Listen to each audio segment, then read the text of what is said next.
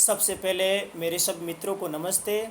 और एक ऐसी घटना, एक ऐसी कहानी है जो हमारे जीवन में हमें उतारनी चाहिए, क्योंकि एक ऐसा व्यक्ति है जो एक छोटे से परिवार और एक छोटी सी बस्ती से बिलोंग करता हुआ एक बड़ी उपलब्धि हासिल करता है। आपने नाम सुना होगा दशरथ मांझी का। ऐसे कर्मठ व्यक्ति को कौन नहीं जानता है।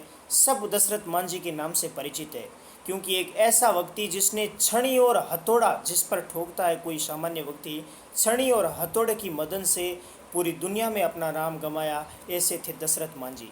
क्या होता है कि मित्रों, जब दशरथ मांझी जब अपने छोटे से गांव में रहते थे, उस समय कोई भी स्वास्थ्य से संबंधित गांव में सुविधाएं नहीं मिलती थी। गांव से बहुत दूर जाना पड़ता था। जब दशरथ मांझी की गांव एक छोटा सा था, उसमें प्राथमिक हॉस्पिटल वगैरह नहीं थे, तो 10 किलोमीटर दूर एक हॉस्पिटल था। लेकिन जब दशरथ मांझी जी की पत्नी है जो गर्भवती होती है, तो उनको थोड़ी स्वास्थ्य से संबंधित दिक्कत आ जाती है। तो दशरथ मांझी अपनी पत्नी को लेकर अपने हॉस्पिटल गांव से बाहर, बड़े शहर में होता था, गांव के लिए चल दिए। तो उस पत्नी को हालत बिगड़ती गई, और उस हॉस्पिटल तक जाने के लिए सीधा रास्ता नहीं था। एक बहुत बड़ा बीच में पहाड़ पड़ता था, और पहाड़ के साइड से घूम के उस गांव से हॉस्पिटल जाना पड़ता था।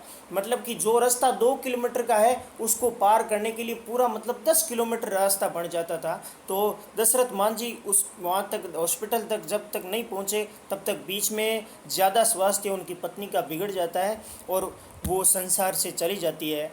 और दशरथ मांझी को बहुत ज़्यादा दुख होता है, और दशरथ मांझी ने उस समय ये बहुत ज़्यादा प्रण लिया कि मेरी पत्नी गई तो गई, आगे से मेरे गांव से कोई ऐसा बंदा जो जिसका स्वास्थ्य खराब हो गया है और इस रास्ते से किसी की जान नहीं चली जानी चाहिए। तो उन्होंने छड़ी और हथौड़ा लिया, और उस पूरे पहाड़ को, जो 2.5-3 किलोमीटर लंबा पहाड़ था, उस पूरे पहाड़ को उस छड़ी और हथौड़े से तोड़कर रास्ता बनाया।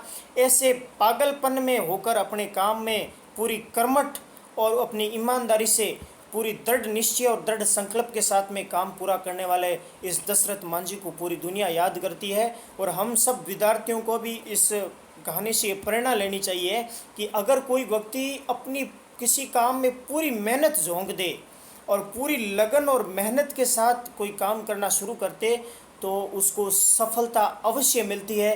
पहले प्रयास में नहीं तो दूसरे, दूसरे में नहीं तो तीसरे में उसको सफलता अवश्य मिलती है।